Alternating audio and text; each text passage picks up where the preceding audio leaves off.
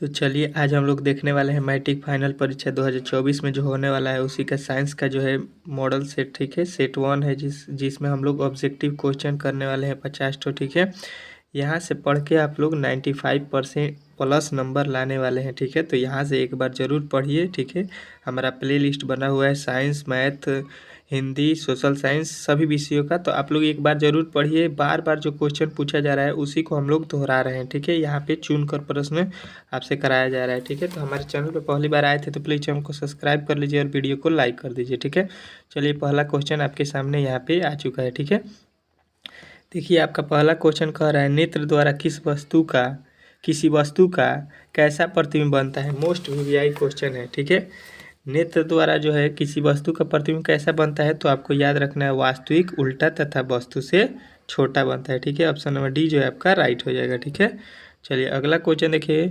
विद्युत परिपथ में विद्युत धारा को मापने के लिए क्या उपयोग होता है। ठीक है, क्या उपयोग होता है ये आपसे पूछा गया है, तो ये आपको याद रखना है। आमीटर से हम लोग विद्युत धारा को मापते हैं। ऑप्शन नंबर जो डी है आपका राइट हो जाएगा। चलिए अगला क्वेश्चन देखिए, निम्नलिखित में से कौन विद्युत शक्ति को निरूपित नहीं करता है। विद्युत शक्ति को कौन निरूपित नहीं करता है, तो ये होता है आपका IR² जो है विद्युत शक्ति को निरूपित नहीं करता है। ऑप्शन नंबर डी जो है आपका राइट हो जाएगा। अगला क्वेश्चन देखिए, निम्नलिखित में से किसी वस्तु का वास्तविक प्रतिबिंब कौन बना सकता है। वास्तविक प्रतिबिंब कौन बनाता है ये आपसे पूछा गया है, तो आपको याद रखना है कि उत्तल लेंस में हमेशा क्या होता है, वास्तविक प्रतिबिंब बनता है।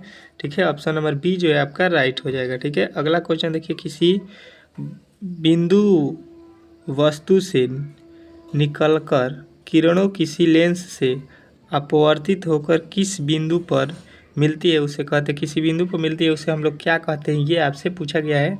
तो आपको याद रखना है इसे हम लोग क्या कहते हैं, तो इसे हम लोग कहते हैं, आपका पांचवा का उत्तर याद रखना है, फोकस कहते हैं। ठीक है, मिलता है उसे हम लोग फोकस कहते हैं, फोकस पर मिलता है। ठीक है, अगला क्वेश्चन देखिए, यहाँ पे थोड़ा सा एडजस्ट कर लीजिएगा, थोड़ा धुंधला हो चुका है। फोटोग्राफी कैमरा का अभिदृश्य होता है। ठीक है, हम बोल रहे हैं, सुना रहा होगा, जो फोटोग्राफी होता है उसके कैमरा का दृश्य कैसा होता है ये आपसे पूछा गया है, तो आपको याद रखिएगा उत्तल लेंस का उसमें होता है। ठीक है, चलिए अगला क्वेश्चन देखिए आपके सामने आ चुका है। यहाँ पे कह रहा है 7वां, किसी शब्दकोश में पाए जाने वाले छोटे अक्षरों को पढ़ते समय आप निम्न में से कौन सा लेंस पसंद करेंगे। ठीक है, तो आपको याद रखना है कि छोटे को पढ़ने के लिए हम लोग क्या करेंगे, 5 सेमी फोकस दूरी वाले अवतल लेंस का प्रयोग करेंगे। ठीक है, अगला क्वेश्चन देखिए, किसी गोलीय दर्पण तथा किसी पतले गोलीय लेंस दोनों की फोकस दूरियां -15 सेमी है, तो दर्पण जो है कि संभवतः लेंस जो है कैसा हो सकता है, ये आपसे पूछा गया है 8वां में।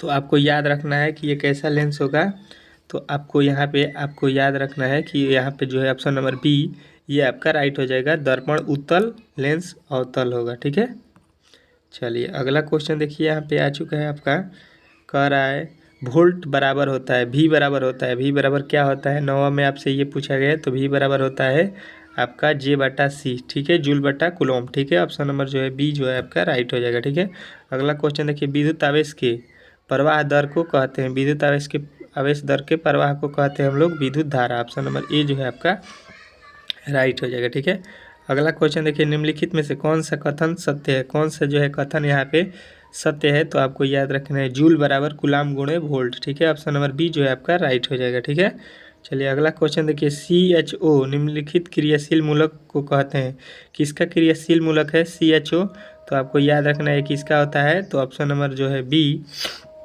ऑप्शन नंबर यहाँ पे सी एल्डिहाइड है, कार्बोलिक ना है, यहाँ पे एल्डिहाइड का होता है CHO। ठीक है, ईथर का होता है OH, ईथर का होता है O। ठीक है, एल्कोहल का होता है OH। ठीक है, यहाँ पे इसका होता है OH, कार्बोलिक के होता है CO। ठीक है, यहाँ पे आपको अगला क्वेश्चन देखिए, यहाँ पे कह रहा है आपका अगला क्वेश्चन 13 नंबर,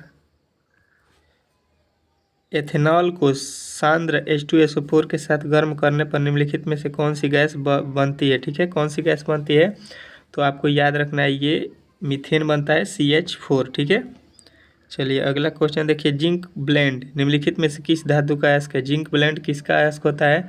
तो आपको याद रखना है जिंक का होता है ऑप्शन नंबर बी, मेहंदी। चलिए अगला क्वेश्चन देखिए, यहाँ पे आपके सामने आ चुका है। कह रहा है आवर्त सारणी में किसी आवर्त के तत्वों में कौन सा गुण समान होता है? कौन सा गुण समान होता है 15 में? तो आपको याद रखना है ये कक्षों की संख्या समान होती है, ठीक है।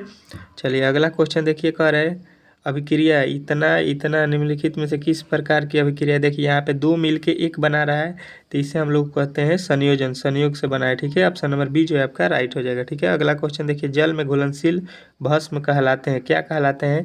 तो जल में घुलनशील भस्म को हम लोग कहते हैं क्षार। ऑप्शन नंबर बी जो है आपका राइट हो जाएगा, ठीक है। चलिए अगला क्वेश्चन देखिए, सोडा एस का रासायनिक सूत्र क्या है? सोडा एस का रासायनिक सूत्र आपको याद रखना होता है Na2CO3। ऑप्शन नंबर बी जो है आपका राइट हो जाएगा, ठीक है। अगला क्वेश्चन देखिए, निम्नलिखित में से कौन सा विजातीय यौगिक है? विजातीय यौगिक आपको बताना है 19 में, तो आपको याद रखना है संगमरमर जो है विजातीय है, ठीक है। चलिए अगला क्वेश्चन देखिए, यहाँ पे आपके सामने आ चुका है 20वां। आपका 20वां क्वेश्चन क्या कह रहा है?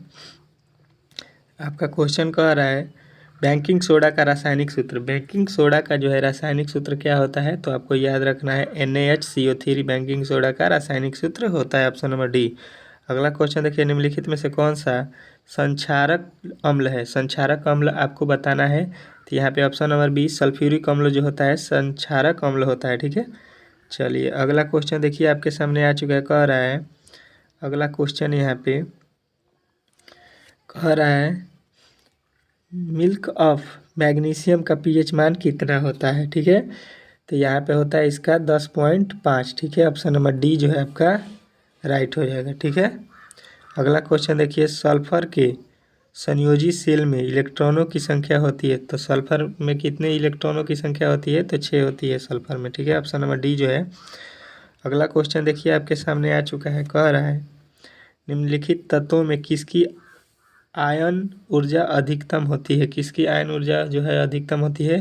तो आपको याद रखना है कि आई जो होता है आयोडीन का जो है सबसे अधिक होता है, ठीक है। चलिए अगला क्वेश्चन देखिए, यहाँ पे आपके सामने आ चुका है। कह रहा है 25वां, निम्नलिखित में से कौन सा मात्रक वाट के बराबर होता है? वाट के बराबर कौन होता है? तो आपको याद रखना है J/S, ठीक है। अगला क्वेश्चन देखिए, यहाँ पे आपके सामने आ चुका है विद्युत हीटर के तार की कुंडली बनी होती है, किससे बनी होती है? तो आपको याद रखना है कि यहाँ पे जो बना होता है नाइक्रोम का बना होता है विद्युत हीटर का तार, ठीक है। चलिए अगला क्वेश्चन देखिए, किसी परिपथ का वह गुण जो विद्युत ऊर्जा को ऊष्मा में बदल देता है उसे हम लोग क्या कहते हैं? तो आपको याद रखना है ये प्रतिरोध कहते हैं, ठीक है। चलिए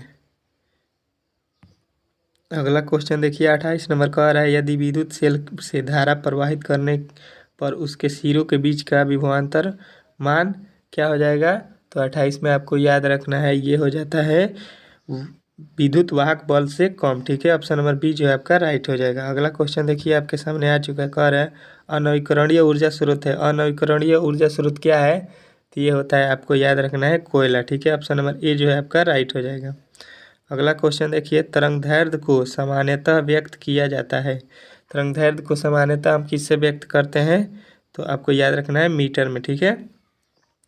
चलिए अगला क्वेश्चन देखिए, किसी चालक तार से प्रवाहित विद्युत धारा में प्रतिशील कण होते हैं, क्या होते हैं? तो आपको याद रखना है ये होते हैं इलेक्ट्रॉन, ठीक है। ऑप्शन नंबर जो है सी जो है आपका राइट हो जाएगा। अगला क्वेश्चन देखिए, 12 वोल्ट विभवांतर के दो बिंदुओं के बीच 2 कूलम आवेश को ले जाने में किया गया कार्य होगा, किया गया कार्य कितना हो जाएगा? तो आपका हो जाएगा यहाँ पे 24 जूल, ठीक है।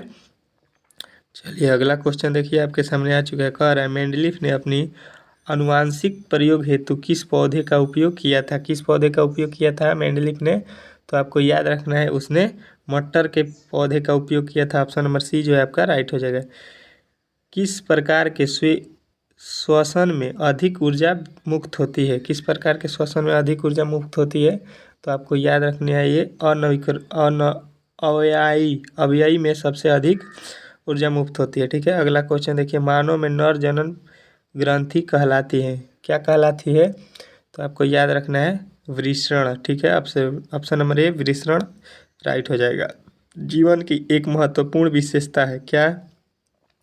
तो आपको याद रखना है ये है वृद्धि, ठीक है। जीवन में वृद्धि जो है महत्वपूर्ण विशेष है, ठीक है। श्वसन स्वसी पोषण होते हैं, स्वपोषी पोषण होते हैं। स्वपोषी पोषण कौन होते हैं ये आपसे पूछा गया है 37 में, तो आपको याद रखना है ए और बी दोनों होते हैं, पौधे और कवक दोनों होते हैं, ठीक है। चलिए अगला क्वेश्चन देखिए यहाँ पे, ग्लाइकोलाइसिस होते हैं, ग्लाइकोलाइसिस होते हैं, क्या होते हैं 38 में ये आपसे पूछा गया है, तो ये होते हैं कोशिका द्रव, ठीक है। अगला क्वेश्चन देखिए, तंत्रिका तंत्र की संरचना एवं कार्यात्मक इकाई क्या होती है, ठीक है।